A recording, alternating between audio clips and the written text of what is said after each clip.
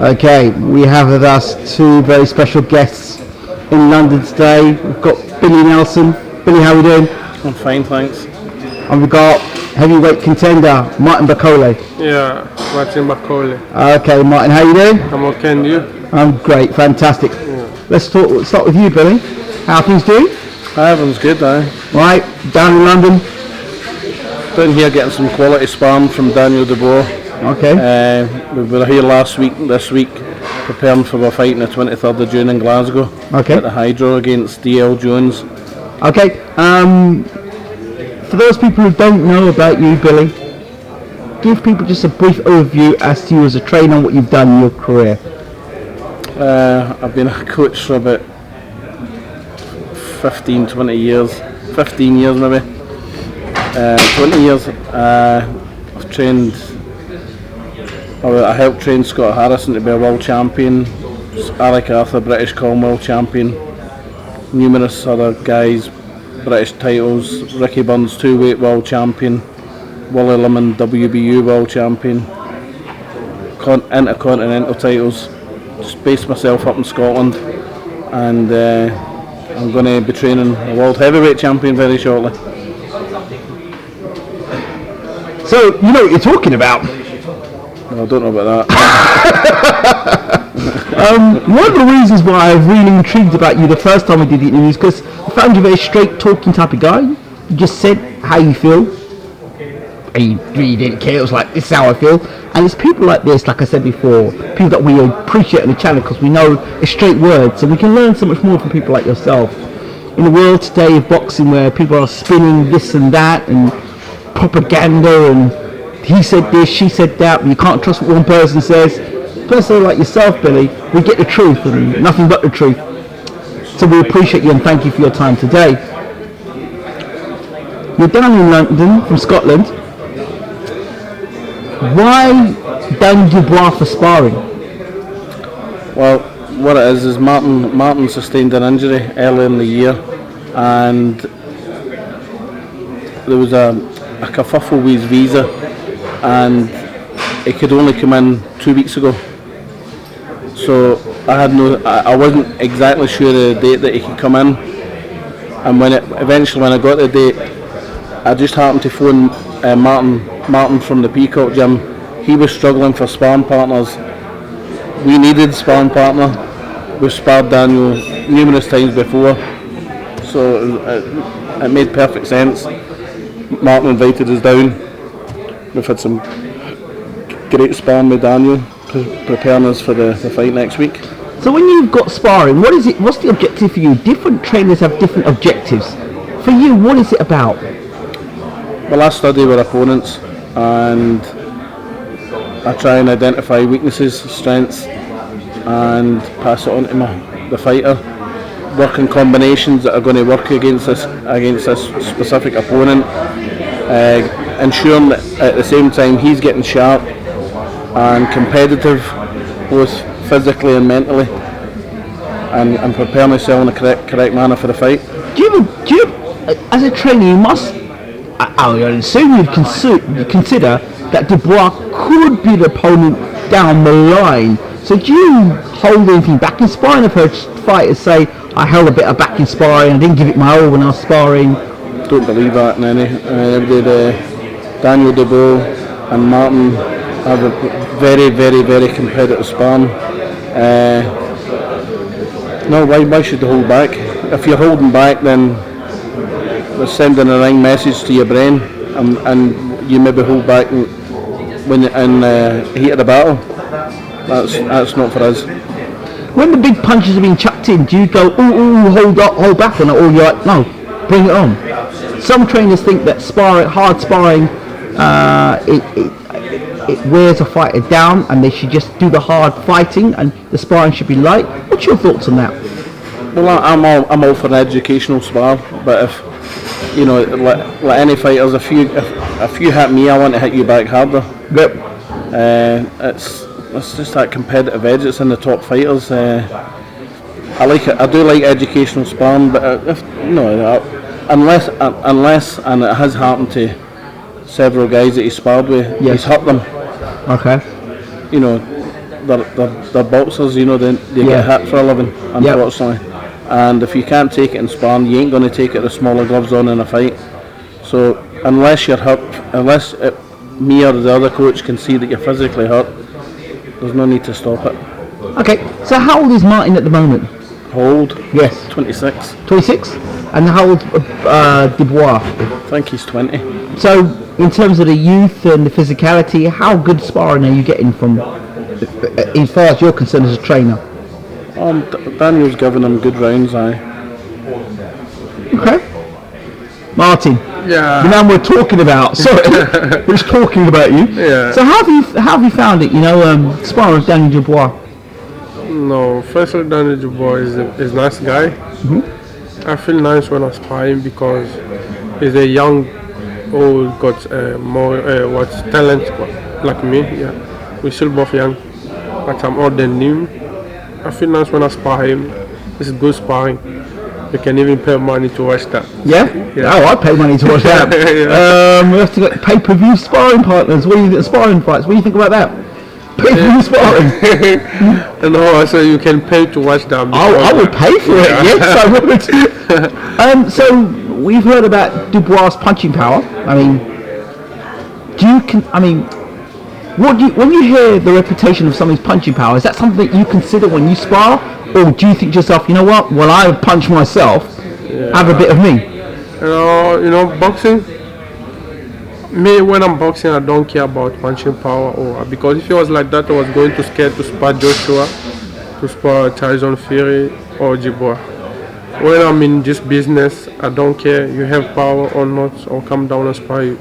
That's it. That's it, yeah. Because I know I can take it, and I have power too. I'm a man. Yes. Yeah. The power, I can look the power in the gym. I can have also power. So you But me, don't- I have natural power. That is gift from God. So natural power. So where are you originally from then, Martin? I'm from Congo. Well, from the Congo? Yeah, Africa. Oh, you're a dangerous man, huh? Yeah. Okay. Yeah. Are you gonna be like an Ikirabuchi, the president? You know who he is, right? No, I'm not politician or boxer. Ike Ikirabuchi was a dangerous man. He said he was he potentially would have beaten all the heavyweights around Lewis, Yeah, Tyson, yeah. Holyfield. Do you remember the president? No, you don't know the president. I'm too young. Okay, we'll have to move on about the president then. But okay, so you sparred with Dubois. Yeah. Maybe this is a question you're not going to answer. So you sparred Dubois, you sparred Tyson Fury, you sparred Joshua. Yeah. Who's the biggest punch out of the three of them? Everyone can punch. We are heavyweight. Yes. Yeah, but I can't tell who's punching big because I can't allow someone to to punch me and to know who's the best puncher, who's punching hard. Yeah. I'm not allowing them because I'm not heavyweight like them. They're not moving, Because me, I'm a heavyweight. When I'm sparring like a light heavyweight. I can move. You can Yes. punch, and when you punch me, maybe you can touch me, but I was moving, Yes. and I'm not gonna feel that. Yes. But I can feel it when I come to close and come with meat. Yes. Yeah, but I'm not allowed them to touch me. So I don't know who's a harder punch. Technically, who is the best? Dubois, Joshua, or Fury? Oh no, come on. I'm the best for me. You're the best. Yeah. Because if I was not the best, I was not going to spar them, finish all the ring or the round. Yes. If they call me to spar 10 rounds, I'll spar 10 rounds and finish. Yes. If they call me to spar 10 or 6 rounds, I'll spar 6 rounds. So I'm the best because maybe they can call me for 10 and this coach say no, not 10, 8. So he called me for 10 and I spar 8. I don't know if you understand something. Yeah. So I say hey, we want Martin, and you'll say, yeah, I'll come for 10. And I say, no, we'll have you for 6 rounds. Yeah, he called me, I come down for 10, and in the ring he surprised me and said no, and they changed someone else. So that means that I'm... Thank you very much. Yeah. And then you don't come back again. I don't come back again. Billy, any thoughts on that? Well, we've had some great sparring with Anthony Joshua and Daniel Dubois. I wasn't privy to the spar with Tyson Fury, you know, but each guy is good fighters. Yes. You know, all good fighters. Granted, Daniel's a younger guy. Yes. On the way up, he's a few, and I don't mean this in any disrespectful way. He's a few levels behind these guys now, including Martin. But you know, if the opportunity came to fight AJ or Tyson Fury, we would take it, no problem. Because anybody in the world, because you just got to see this guy. I want to say something. Firstly, I want to apologize to everyone that really. I'm not Englishman. I'm French guy.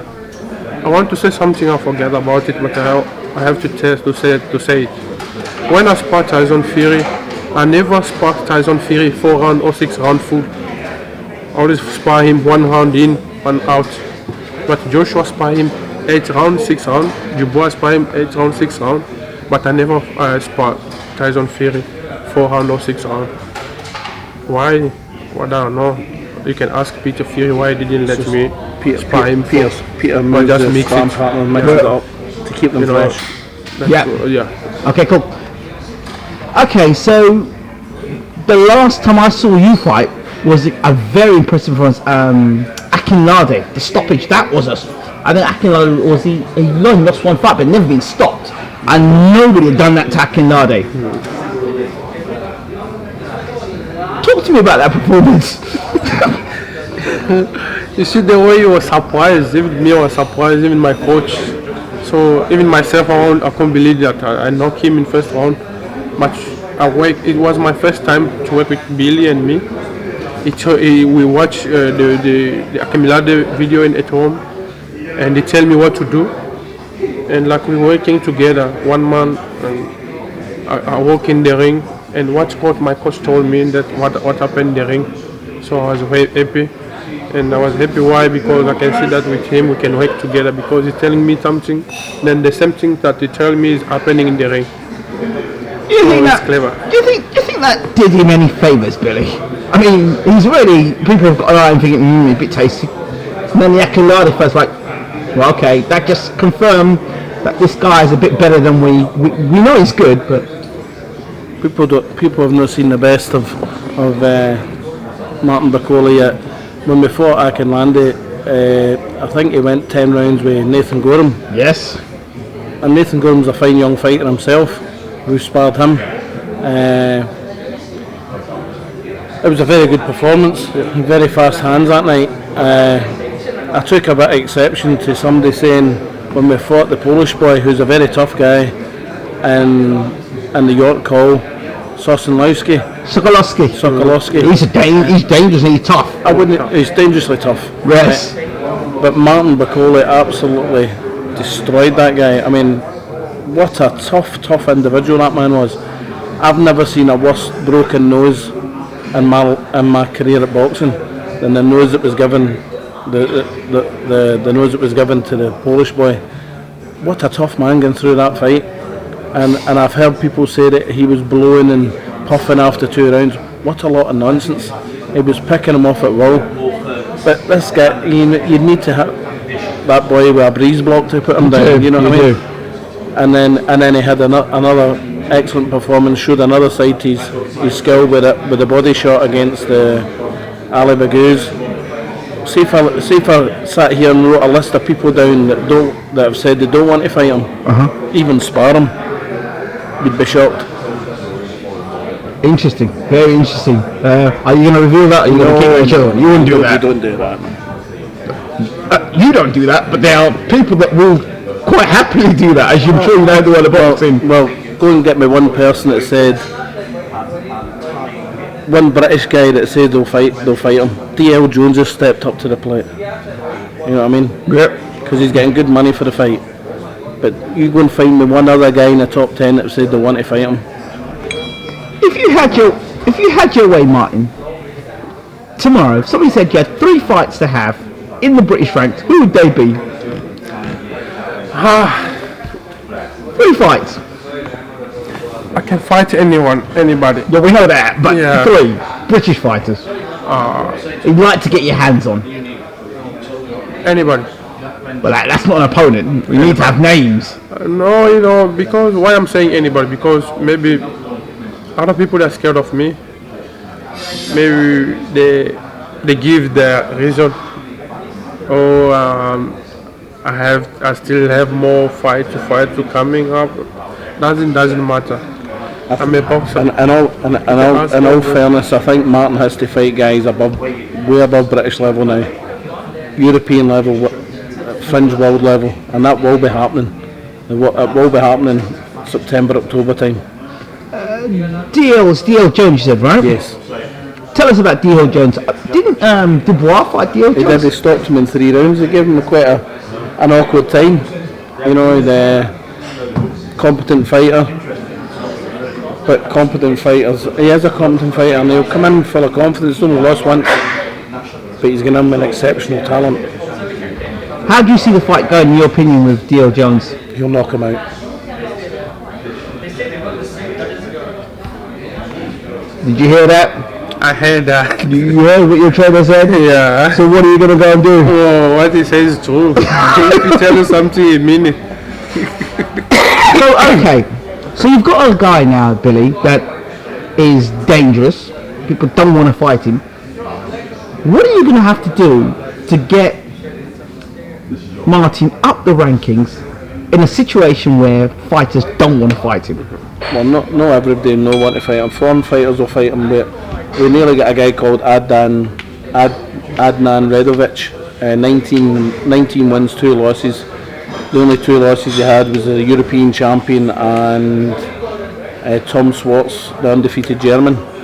You know, but when he went to sign, the day that he was meant to sign a contract, he got injured. So that was unfortunate. And there was another guy that had a very similar record to him. The name, I've lost the name now. But there's been other guys, you know, that have knocked back the fight. We've, you know, prominent British names. You know, we won't get into who's knocked it back for Britain because it's uncalled for.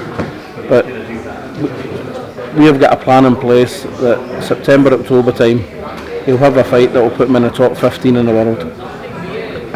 Any names? No, there's no names, genuinely no names. But you have an idea, you will fight someone in the top 15? We will fight to get into the top 15. Right. That'll be a title possibly? That will be a title. Title fight, sir. Yeah.